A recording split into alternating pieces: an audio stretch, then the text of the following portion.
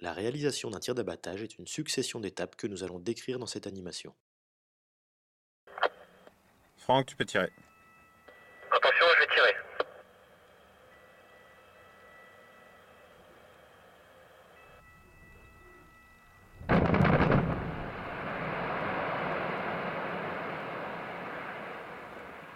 Tir effectué.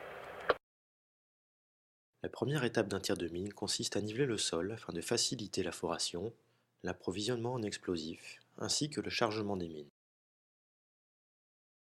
La photographie du front à exploiter permettra au chef mineur d'anticiper différentes anomalies géologiques, telles que des failles, un joint argileux ou encore une poche de terre. Le scan du front de taille, de gauche à droite puis de bas en haut, permettra d'obtenir une visualisation en 3 dimensions de la zone à exploiter.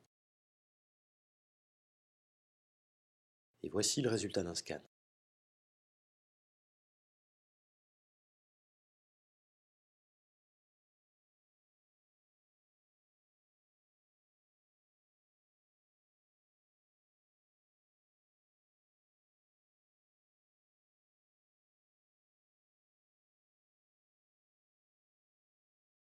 Lors de la conception d'un tir, les notions d'espacement, de banquette et de maille entrent en compte.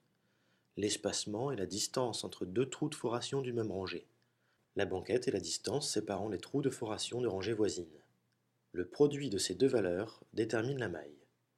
La maille est utile au calcul de l'énergie à mettre en œuvre, donc la quantité d'explosifs, afin de fragmenter et déplacer la roche. Le chef mineur va ensuite implanter son tir à l'aide de marqueurs et fournir au foreur un plan indiquant les profondeurs et l'orientation à respecter.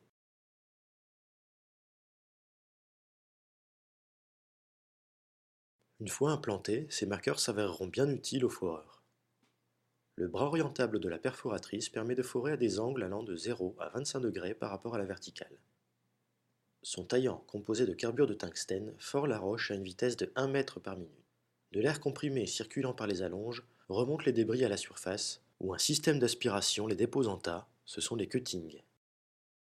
Dans la cabine, un écran permet de gérer les différents paramètres de foration tels que les pressions de percussion, de rotation et de poussée, ainsi que l'inclinaison de foration, la profondeur actuelle et la vitesse instantanée.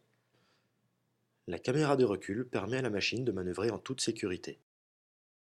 Le foreur établira ensuite un rapport indiquant le diamètre du taillant utilisé, l'inclinaison de foration, le type de foration, en l'occurrence il s'agit ici d'un abattage, ainsi que l'information essentielle qui est la présence de terre, de sable, de failles, de cavités ou encore d'eau, ainsi que la profondeur de ces anomalies. La présence d'une anomalie entraînera une modification du chargement en explosif. Les cuttings, ces tas de débris de roche laissés par la perforatrice, ont une utilité dans le processus de production. En effet, des prélèvements sont effectués et envoyés au laboratoire interne de l'entreprise.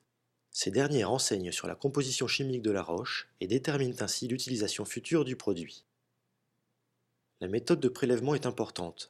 On prélève le cutting de bas en haut en prenant soin d'attaquer le centre du tas afin de bien représenter l'entièreté de la foration.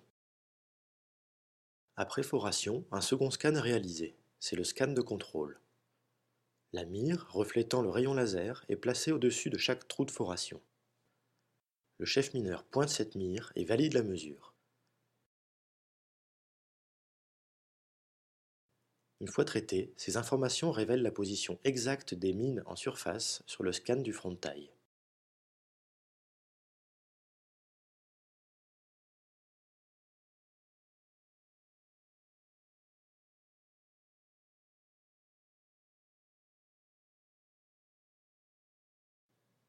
La différence entre l'inclinaison théorique et l'inclinaison réelle de chaque trou de foration résulte des déviations. Ces déviations peuvent avoir plusieurs causes, comme l'inclinaison des bancs ou encore l'hétérogénéité du terrain. Pour les mesurer, l'équipe de minage utilise le bore track, sonde équipée de 2 inclinomètres et d'un compas digital. Le mineur descend la sonde en fond de trou, puis la remonte en validant tous les mètres. Réalisées sur chaque trou de foration, ces mesures permettent de déterminer une banquette réelle et non plus théorique.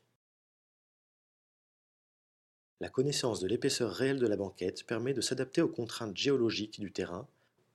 Ici, les mines 5 et 6 ne possédant pas une banquette assez large, elles représentent un risque de projection. L'adaptation du plan de chargement en explosif permettra de maîtriser ce risque. Avant de repasser sur le terrain, il reste une étape importante, l'élaboration de la séquence d'amorçage. Le chef mineur va rechercher une surface libre, ici représentée par les flèches bleues. Pour orienter le dégagement de la roche, il va jouer sur les délais entre détonateurs. Initiés les uns après les autres à quelques millisecondes d'intervalle, les détonateurs font partir les charges explosives. L'ordre des départs donne un sens d'étalement à la roche abattue. Il est maintenant temps de retourner sur le terrain. Encadré par 2 véhicules, l'explosif est convoyé sur site jusqu'à la plateforme de tir, où la commande est réceptionnée et vérifiée par le chef mineur en présence du fournisseur. Seule la quantité nécessaire au tir est commandée. Avant même l'arrivée de l'explosif sur la plateforme, les abords du tir sont balisés à l'aide de panneaux indiquant un chargement en cours. Seul le personnel habilité est admis dans ce périmètre. L'évolution des techniques de minage amène de grands progrès dans la maîtrise d'un tir. En effet, les détonateurs électroniques ont fait leur apparition. Ces détonateurs sont équipés d'une puce électronique leur permettant un dialogue avec la console de programmation. Identifiés par un numéro unique, il est facile de leur attribuer un temps de départ et de vérifier leur bon état de fonctionnement avant la mise à feu. Leur flexibilité en termes d'amorçage permet d'optimiser le choix de la séquence en fonction de la nature géologique et géométrique du massif à abattre. La granulométrie de la roche abattue s'en trouve améliorée, les nuisances telles que les vibrations sont, elles, réduites. La charge de pied est la charge située au fond du trou de foration. Elle est composée de plusieurs cartouches d'explosifs ainsi que d'un détonateur. Dans le cas d'un trou de foration hors d'eau et après un bourrage intermédiaire au gravillon, de l'explosif en vrac pourra être utilisé comme charge intermédiaire. En présence d'eau, on réutilisera de l'explosif encartouché. Le cordeau détonnant, quant à lui, relie la charge de pied à la charge intermédiaire. Après la mesure du niveau de charge intermédiaire, un bourrage final au gravillon finira de combler la mine. Les mines sont chargées.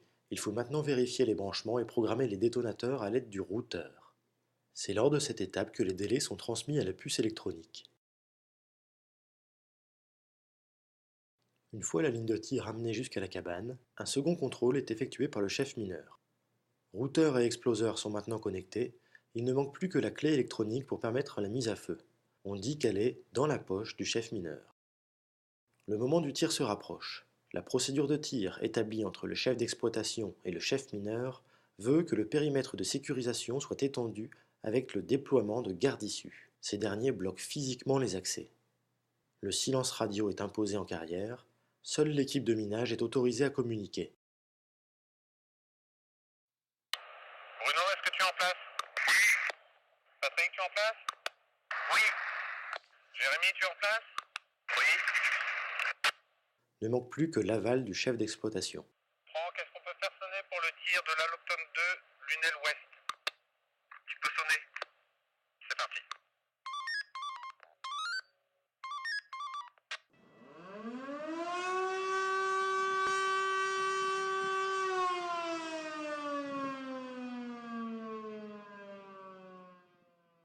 Franck, tu peux lancer la programmation. D'accord. À l'abri dans sa cabane, le chef mineur peut maintenant connecter sa clé électronique et lancer la programmation des détonateurs. Test et programmation effectuée, mise à feu autorisée. Patrick, c'est bon? C'est bon. Bruno, c'est bon? C'est bon. Jérémy, c'est bon? C'est bon. Franck, tu peux tirer. Attention, je vais tirer.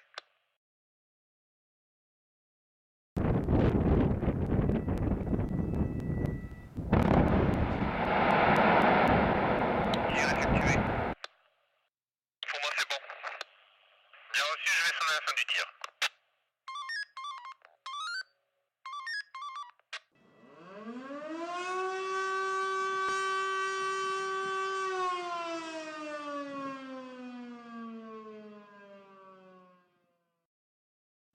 L'énergie de l'explosion se divise en 3 catégories.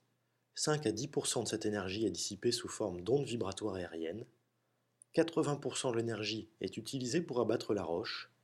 Reste 10 à 15% de cette énergie cédée au terrain sous forme d'ondes vibratoires.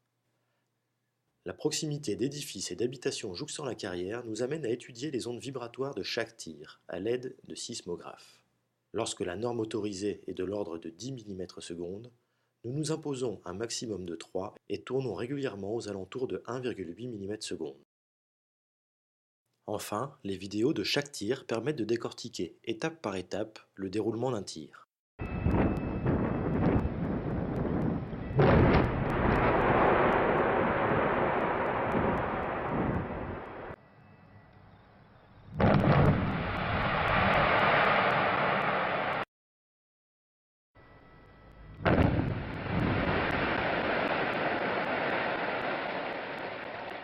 Tir effectué.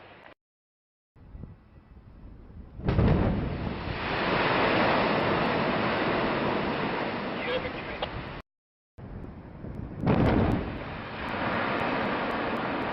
Tir effectué.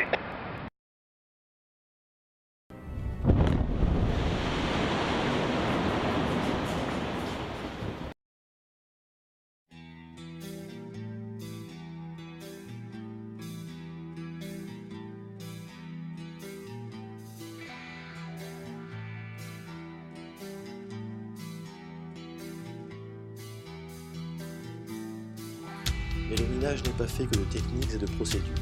C'est avant tout une équipe, le facteur humain est essentiel.